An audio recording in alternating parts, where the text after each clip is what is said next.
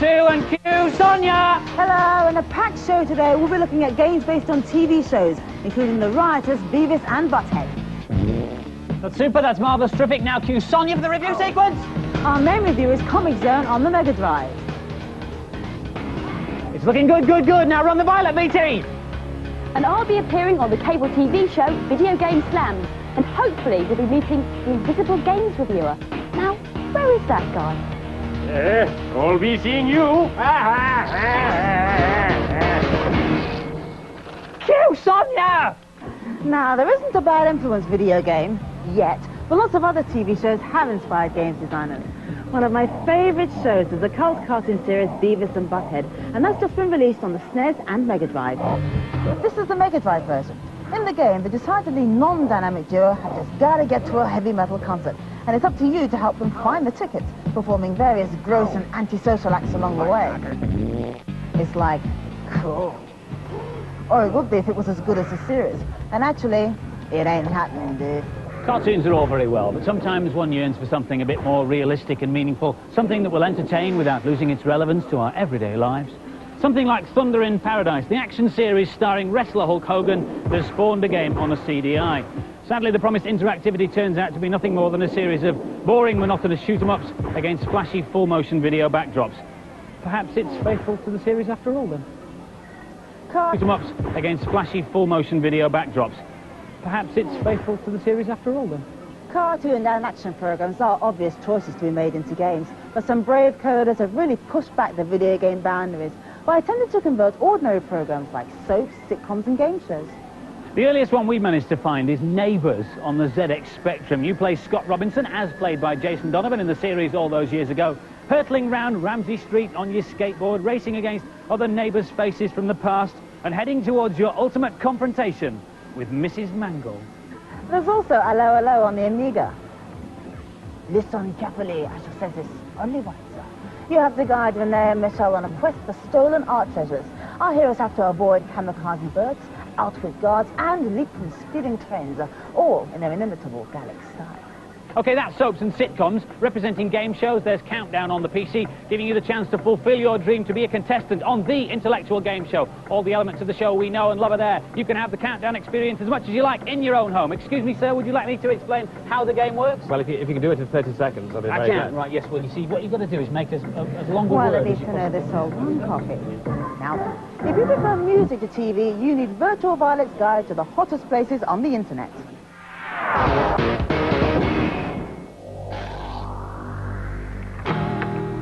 In cyberspace, every band can be found lurking somewhere, from Take That to Nirvana, and from Bjork to aging rockers like the Rolling Stones.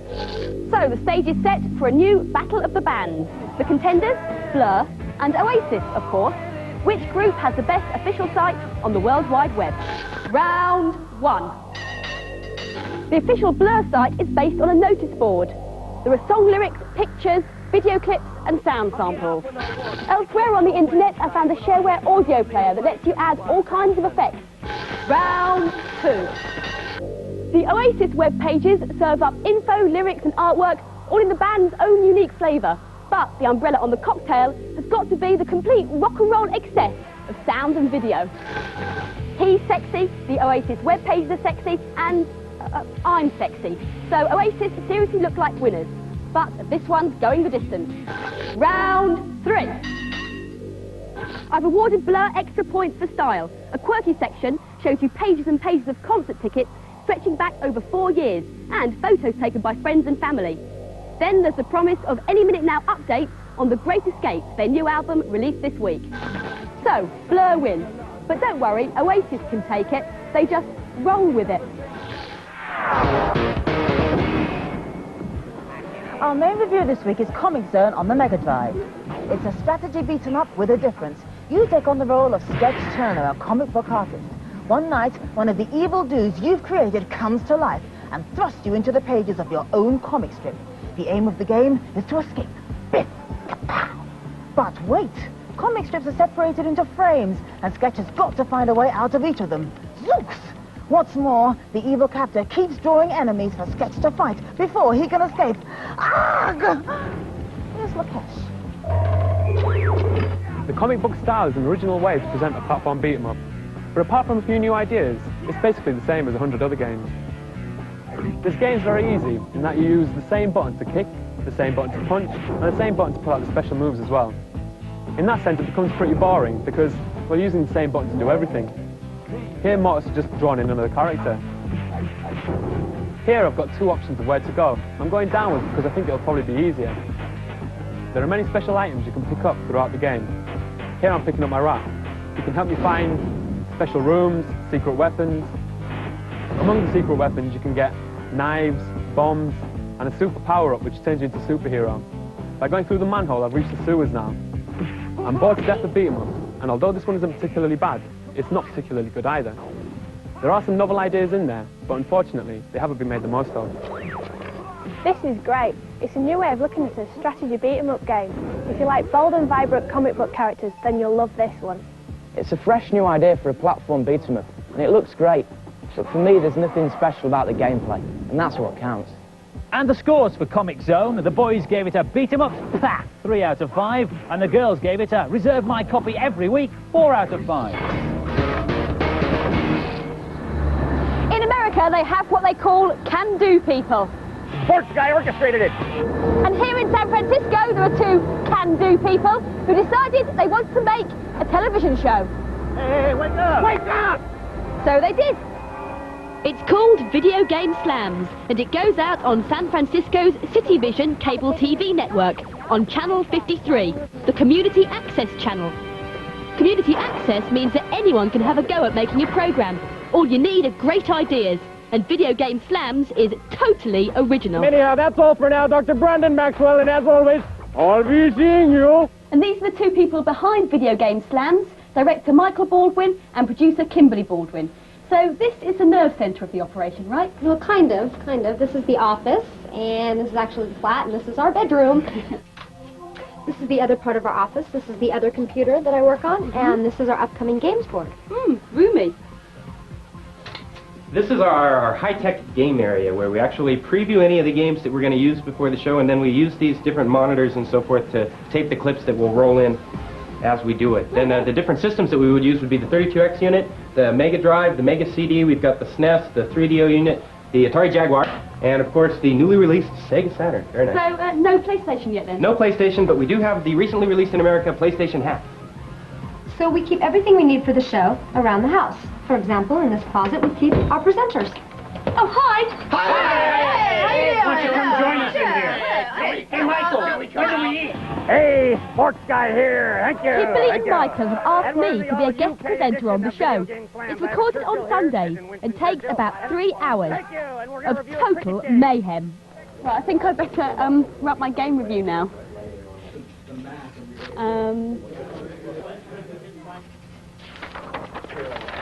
Your eyes will be popping out on stalk.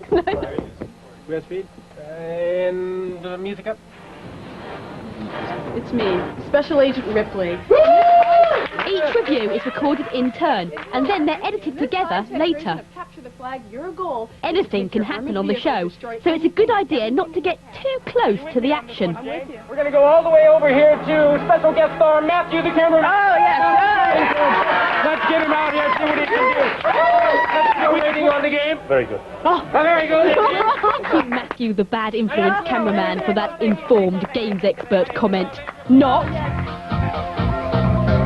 I've got to look my best because San Francisco is watching. Oh, we're on. Hey, and welcome back to our special UK edition. I'm reviewing Bug for the Saturn with Video Game Slams star reviewer, the Professor. So let's bring on my special guest all the way from our sister station across the continent. Yes, it's the lovely and talented Violet Berlin. My big moment, starring on US TV. And I even managed to include my games journalist's catchphrase. It's Bug. It is, it's Bug, and your eyes will be popping out on stalks when you see this one. Yep. It is huge, you're going to get lost, and you're not going to find many spit wads around. So you're going to end up, and the spit wads are different colours, they let you spit at your enemies to get rid of them. One of the things that I was going to say that I really like, the stuff that you use for your power-up is Bug juice. Bug juice! Bug juice! What do you mean bug juice? Oh, it's like, that's what you get whenever an insect hits your windshield at a really high rate of speed. So anyway, you know what? The director has given me that heads off sign, which either means that it's time to end the segment or I'm fired. Temporary record tape, that's our wrap then. I guess we're done. And what can be nicer than settling down in front of my favourite TV programme, Video Game Slams, with my favourite producers and my favourite presenters. Love you, England. Love you. Say hi to Chuck and Di for us, would you? Unfortunately, you'll just have to put up with Andy and Sonia. Hey, Michael, do we get to eat now? And by a strange coincidence, our panel will be reviewing Bug later in the show. Be interesting to see if they feel the same way as Violet. Well then, everybody, just let the standby director take over for a moment. You'll have to kneel, I'm afraid, because I'm borrowing your chair. We've just come up to the gallery because I want to show you this brilliant new software package called Nickelodeon Director's Lab, and it lets you fiddle around with videos and animations and loads and stuff. Anything from a toilet flushing to someone getting a pie in the face. But this is one of my favourites. It's called Aardvark.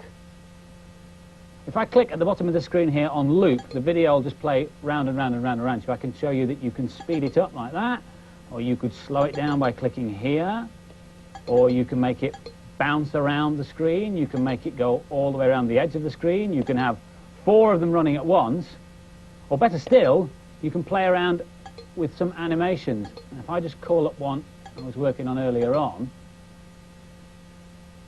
at the top of the screen here, you can see the 21 different frames of my animation, and the last 3 here I just haven't finished yet, so I'll click on frame 19 and select the eye from over here.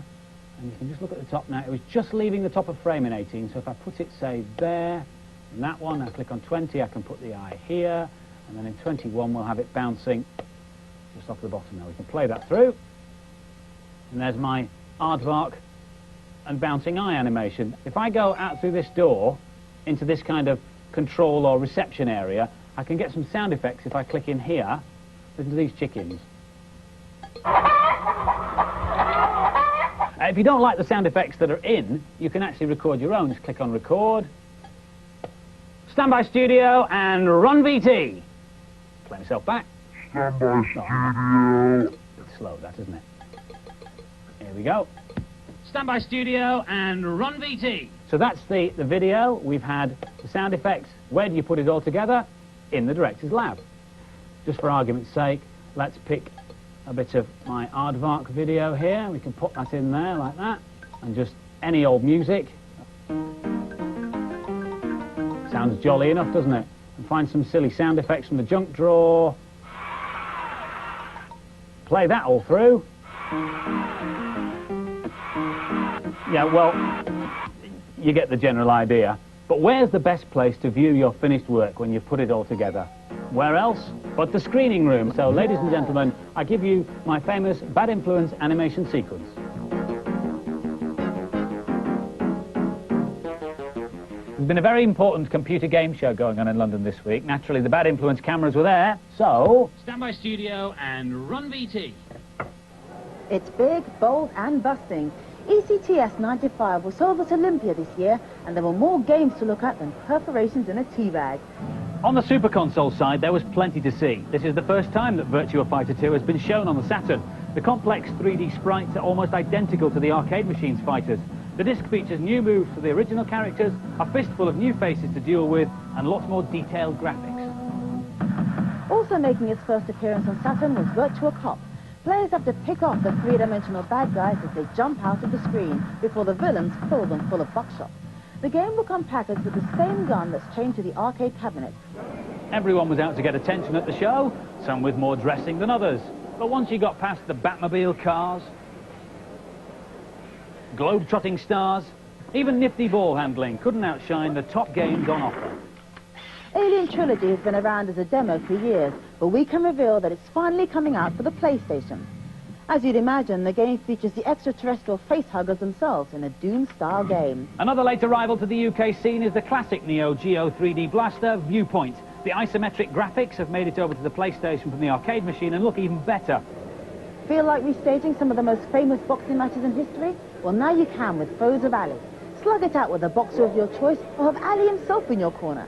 Every fight can be viewed from tons of different angles, and the action gets hotter with every face-destroying blow. Alien Odyssey's graphics on the PC easily rival those of the Super Console. The game's primarily an adventure, but for real laughs, slip onto the seat of a high-speed jet bike and scorch through the pine forests. Spectacular animations kick in as the story unfolds, but it's the clever mixture of arcade and adventure game styles that will keep you coming back for more. Fantastic, some brilliant looking games there. For new systems, keep watching Bad Influence and we'll tell you what they're really like. But don't fret if you've only got an older system, because there are still good games being made for them.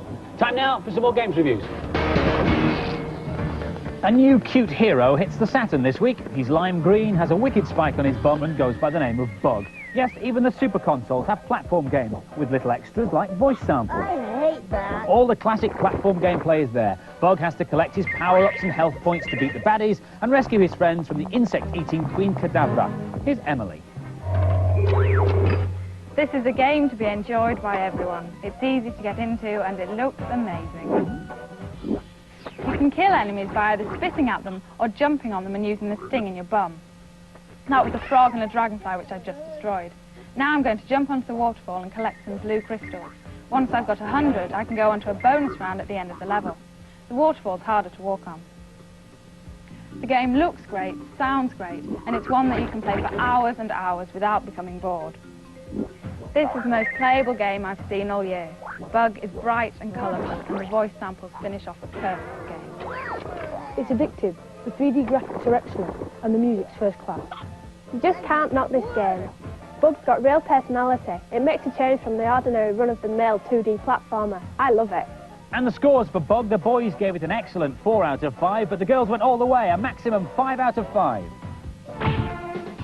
Vampire's Kiss is the long-awaited sequel to Super Castlevania 4.